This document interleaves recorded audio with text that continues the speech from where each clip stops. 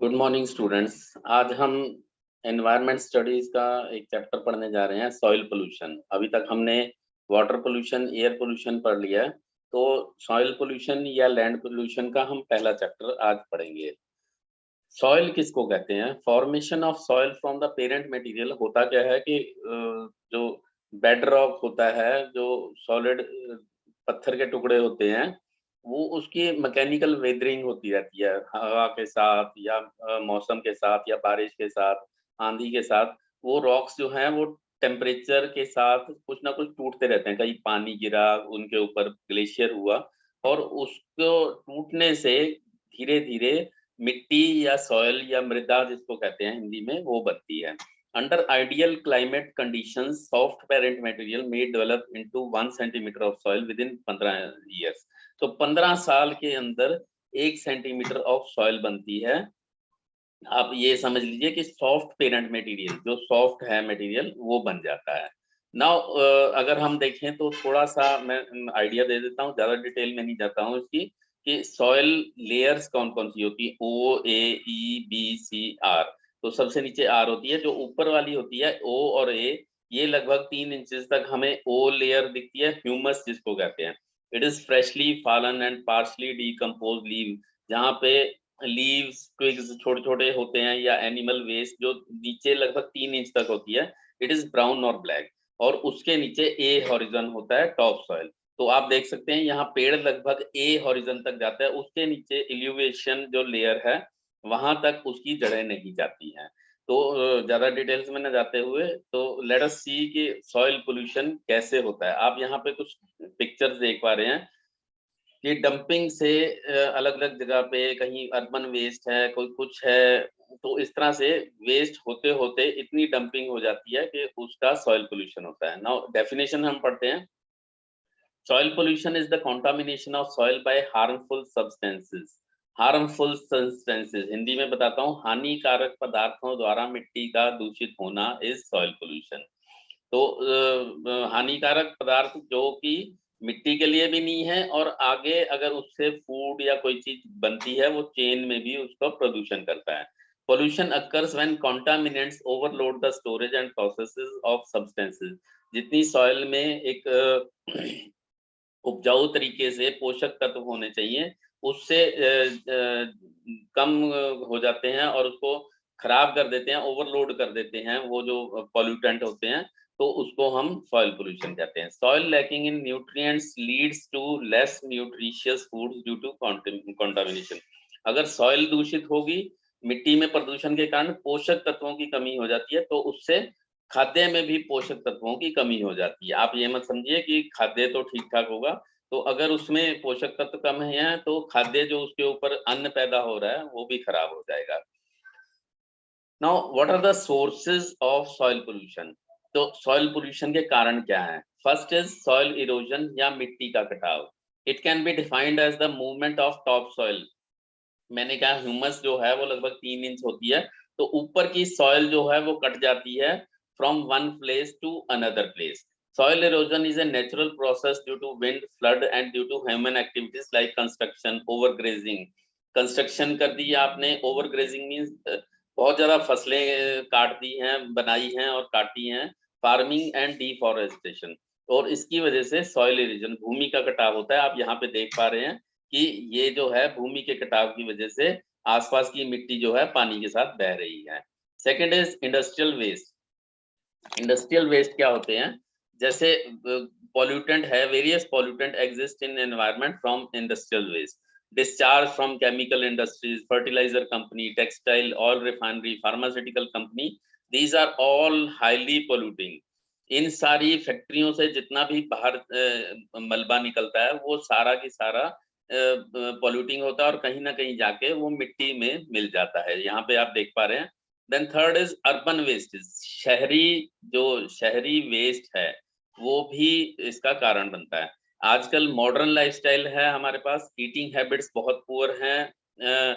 Eating habits में हम देख रहे हैं, यहाँ पे देख रहे हैं कि कुछ बच्चे अपना चिप्स के पैकेट और कुछ कोल्ड ड्रिंक्स के डब्बे वो हैं, वो फेंक के जा रहे हैं। The urban wastes are becoming very dangerous to the human being. These include a non-degradable material like plastic, which is harmful to society in long term. आजकल प्लास्टिक को वैसे तो रोका जा रहा है, लेकिन अभी भी प्लास्टिक बहुत ज्यादा यूज हो रहा है due to cheaper and disposable. थोड़ा सा इतना होता है, चीपर और नॉन डिस्पोजेबल और लाइट वेट होने की वजह से इसको बहुत यूज होता है, लेकिन सोसाइटी लॉन्ग रन में इससे बहुत नुकसान उठाती है। Then third is agriculture pesticides. Use of strong fertiliser, pesticide and inorganic chemical for increasing productivity cause low soil pollution too। अब देखिए यहाँ पे छिड़काव किया जा रहा है, इससे क्या होता है कि एग्रीकल्चर प्रैक्टिस से कीड़े मर जाते हैं, फसल अच्छी हो जाती है, लेकिन होता क्या है कि वो कहीं ना कहीं लॉन्ग टर्म में सॉइल को खराब कर देता है, उसकी पोल्यूशन कर देता है। Then fifth is biological agent. Human और animal excreta waste enter the soil pores and decompose. जो ह्यूमन का और जो इसकी जानवरों की गंदगी होती है वो सॉइल के जो छेद होते हैं उसमें घुस जाते हैं और डीकम्पोज होते हैं। इसके बैक्टीरिया, जो पैथोजेनिक बैक्टीरिया है, they present in those waste spread infection. Then sixth is radio active materials. Nuclear explosion, fission process जो परमाणु का है, वो they cause radioactive material to penetrate into soil and thereby in plants and consumed by human and animal. This cause cancer and genetic disorder। अगर ये परमाणु वाले जो तत्व हैं वो मिट्टी में मिल जाते हैं तो उससे पौधे जो बनते हैं वो ह्यूमन खाते हैं, तो उससे कैंसर और जेनेटिक डिसऑर्डर भी होता है। तो अंग वगैरह काफी टेढ़े मेढ़े होते हैं। ये जापान में हमने इसको देखा है। What are the major types of soil pollutant? Major soil pollutant, first is heavy metal। जो heavy metal हैं जैसे कि लोहा है या even lead वगैरह है, they accumulated in the top few inches of soil where they can leach into feed portion which is taken up by animal or other higher order degree reviews even higher concentration। जो heavy metal है वो थोड़े ऊपर ऊपर रह जाते हैं और एनिमल्स उसको उठा लेते हैं, खा लेते हैं, और इससे क्या होता है कि एनिमल्स अगर हम यूज कर रहे हैं या इवन जो पौधों में भी आ रही है तो उससे ह्यूमन बॉडी की किडनी, लीवर और नर्वस सिस्टम इफेक्टेड होते हैं। Then dioxins are by product release with the production of pesticide. अब पेस्टिसाइड से बाई प्रोडक्ट जो पैदा होते हैं दे आर डायोक्सिन्स, और ये एयर और जो आप देख रहे हैं कि छिड़काव हो रहा है तो एयर में भी होते हैं और सॉइल के ऊपर सेटल हो जाते हैं। Contamination of these lead to nerve and liver damage। Pesticides मैंने बता दिया, they cause development of cancer and impair the normal functioning of endocrine। पेट की जो बीमारियां होती हैं वो पैदा होती हैं। Many fertilizer contain toxic level of heavy metals। तो heavy metal भी होते हैं। लेड तो बहुत ही डेंजरस है। Small amount of lead occur naturally in the soil and also it enters from deposit left by automobile exhaust when leaded gasoline is used। Petrol में lead use होता है, आपने देखा होगा पेट्रोल पंप पे लिखा होता है यहाँ पे लेडलेस, बिना लेड का पेट्रोल दिया जाता है। तो लेड थोड़ा किसी काम में आता है ऑटोमोबाइल में, तो इस पेट्रोल में डाला जाता है। अगर वो पेट्रोल लेडेड है तो वो हवा प्रदूषण से होता है और वो मिट्टी के ऊपर सेटल हो जाता है। लेड एसिड बैटरी जो होती है वो भी काफी होता है। लेड जो है अगर खा लिया जाए it damages the nervous system, reproductive and urinary system, इनको भी खराब करता है। कैडमियम मेटलर्जिकल और इलेक्ट्रॉनिक इंडस्ट्री में यूज होता है और फास्फोरस फर्टिलाइजर में भी यूज होता है। Long term exposure to cadmium may lead to renal dysfunction and obstructive lung disease. बहुत लंबी डिजीजेस और रेनल जो अंदर नर्व्स की डिसफंक्शन भी होता है। डिटर्जेंट एंड पेट्रोलियम पर आप देखते होंगे कि हम डिटर्जेंट साबुन वगैरह यूज करते हैं और वो जो है पेट्रोलियम से ही बना होता है डिटर्जेंट भी। तो ये भी एनवायरमेंट पोल्यूशन, जो सॉइल पोल्यूशन का कारण बनते हैं। तो यहाँ पे कुछ कॉजेज हम देख रहे हैं कि क्या क्या हैं, ये देखिए, हम इनको आगे डिस्कस भी करते हैं। इनको दो ब्रॉडर कैटेगरी में डिवाइड कर सकते हैं कॉजेज को, natural causes and man made causes. अब नेचुरल कॉजेज में हमें पता है कि अर्थक्वेक, लैंडस्लाइड, हरिकेन्स या फ्लड आते हैं, तो उनसे मिट्टी का ऊपर लेयर जो है वो खराब हो जाती है। मैन मेड कॉजेज में industrial waste we have already discuss, toxic, flammable, non biodegradable substances long time पे रहते हैं तो वो destroy the composition of soil. Urbanization, forest और एग्रीकल्चर लैंड यूज किया जाता है residential, commercial and industrial purpose के लिए। तो डैम्स वगैरह जो हैं ये they leave the land in adjacent area unfit for agriculture. Mining, mining से क्या होता है, it causes contamination of ground water and surface water bye discharging the toxic mining products into the in environment. Mining means खुदाई हो रही है, तो खुदाई के कारण जो उसके मेटल्स हैं या कुछ भी जहरीले नीचे से निकल रहे हैं वो एनवायरनमेंट में ऐड होते चले जाते हैं। एग्रीकल्चर वेस्ट मैंने बताया, ट्विग्स, लीव्स, सीड्स, ग्रासेस जिनके ऊपर फर्टिलाइजर गिरा हुआ है या फिर इवन वो खुद भी बायोडिग्रेडेबल हैं तो ठीक है, अगर बायोडिग्रेडेबल नहीं है तो वो सॉइल क्वालिटी को खराब करते हैं। डोमेस्टिक वेस्ट जैसे कि किचन, फूड वेस्ट, पेपर या glass, plastic material, metal cans, these और batteries, paint, medicine, glass bulb, spray cans contribute greatly to soil pollution. Radio active waste मैंने बताया, न्यूक्लियर पावर प्लांट से या न्यूक्लियर टेस्टिंग से जो भी चीज निकलती है वो सॉइल को खराब करती है और वो सॉइल को एक जनरेशन नहीं कई जनरेशन तक खराब करके रखती है। कुछ और भी कॉजेज हैं, सॉइल इरोजन जैसे कि मैंने स्टार्टिंग में दिखाया, is a loss of top soil erodes fertility of, ऊपर वाली जो लेयर फर्टिलाइज है तो वो थोड़ी सी उपजाऊ होती है, तो उसमें वाटर होल्डिंग कैपेसिटी खत्म हो जाती है सॉइल के कटाव से। एक्सेसिव फार्मिंग, बहुत ज्यादा फार्मिंग, एक के बाद एक फसल बनाते चले जाना, ओवर ग्रेजिंग उनको काटना, बर्निंग ऑफ ग्रास कवर, आपने देखा होगा कि आजकल कहा जाता है कि ग्रास को बर्न नहीं करना। एक्सेस साल्ट एंड वाटर सैलिनाइजेशन, कुछ नमकीन पानी अगर होता है तो वो भी सॉइल की लेयर को खराब करता है। एंड सॉलिड वेस्ट वो हम अगले में पढ़ेंगे। इसमें मोस्ट इफेक्टेड पर्संस कौन से होते हैं, जो लो इनकम वाले लोग होते हैं, माइनॉरिटी नेबरहुड, वो ज्यादातर क्या होते हैं, चीप साइट्स के आसपास रहते हैं, केमिकल वेस्ट डंपिंग साइट के आसपास रहते हैं, सॉलिड वेस्ट लैंडफिल के आसपास, industrial plants, heavily travelled roadways, तो चीप होने की वजह से वो यहाँ पे रहते हैं, तो they are the most affected person, उनके ऊपर ज्यादा असर होता है। इफेक्ट्स क्या है, disposal of industrial waste leads to degradation of the soil. Urban waste consist of, ज्यादातर urban waste non biodegradable substances होंगे, तो they are retained in the soil for a long time and slowly poison the soil damaging its fertility, उसके उपजाऊपन को खत्म कर देते हैं। ये प्लास्टिक जो है खत्म नहीं होता, नॉन बायोडिग्रेडेबल होता है।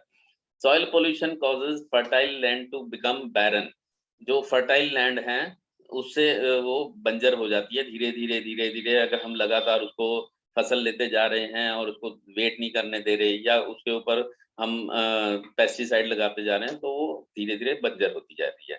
Radio active elements are present in polluted, they enter the food chain. Food chain means कि पौधा होगा, पौधे को कोई जानवर खाएगा या इवन आदमी भी खाएगा, खाद्य श्रृंखला बनेगी। This causes the adverse health effect such as cancer और डिफॉर्मिटी इन बोन्स, हड्डियां भी टेढ़ी मेढ़ी हो सकती हैं।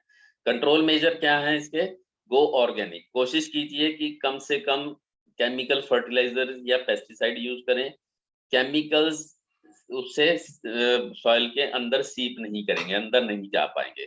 प्रॉपर फार्मिंग मेथड में कीजिए रोटेशनल एंड मिक्स फार्मिंग, मतलब एक फसल लगाइए फिर दूसरी टाइप की फसल लगाइए, तो ये एनकरेज की जाती है, इवन गवर्नमेंट भी इसको प्रेफर करती है। Dispose of house hold waste responsibility, तो जो घर की हाउस होल्ड वेस्ट आती है उसको थोड़ा अलग अलग कीजिए, सूखा गीला उनको अलग कीजिए, बायोडिग्रेडेबल को अलग कीजिए, जो नॉन बायोडिग्रेडेबल है उसको अलग कीजिए। कोशिश कीजिए कि जो बायोडिग्रेडेबल वेस्ट हैं, ग्लास, मेटल, प्लास्टिक, इनको रिसाइकल करने के लिए रद्दी वाले के पास भेज दिया। Battery and electrical items waste bin में ना फेंके। Fourth is prevent and manage industrial waste, industrial waste को पहले ट्रीट किया जाए जिससे कि उसकी टॉक्सिटी, जहरीलापन कम हो जाए, सो दैट डंपिंग जगह पे वो जाके और ना खराब करे। कम्युनिटी अवेयरनेस, धीरे धीरे हम इसकी अवेयरनेस किया जाए, गवर्नमेंट भी इसकी तरफ बहुत ध्यान दिया जाता है कि कम से कम हो। बर्न फ्यूअर फॉसिल फ्यूल, जो हमारे पेट्रोल वगैरह हैं वो कम से कम हम कोशिश करें यूज किया जाए, इकट्ठे बस में जाएं या ट्रेन में जाएं, सो दैट कम से कम फ्यूल लगे। हर्बिसाइड, पेस्टिसाइड एंड फर्टिलाइजर, थोड़ा हर्बल टाइप की चीजें हम यूज करें जो खेतों में यूज किया जाए, जैसे गोबर गैस है, गोबर खाद वगैरह इस तरह की चीज।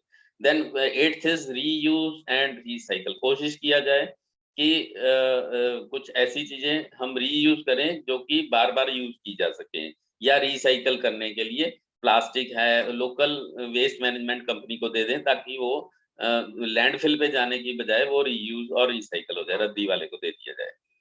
हैजर्डस रेडियो एक्टिव वेस्ट जो है वो क्योंकि ये कभी भी खत्म नहीं हो पाते हैं, तो इसको ध्यान से तरीके से इसको वेस्ट को यूज किया जाना चाहिए, कहाँ पे इसको फेंकना है। Solid waste can also be used for electricity generation, आजकल यूज किया जाता है। Acidic and alkaline waste be neutralize before dumping, dumping से पहले इनको न्यूट्रलाइज। एक और है bio remediation. Bio remediation means कुछ micro organization such as bacteria, fungi and plants break down and degrade toxic chemical that have accumulated. तो कुछ ऐसे फंजाई हैं जो फंगस हैं, बैक्टीरिया हैं, वो तेल वगैरह इनको खत्म कर देते हैं, ये नीचे बताया भी है। तो इनको यूज करके बायो रेमेडिएशन यूज किया जाता है। So that is all for today, thank you.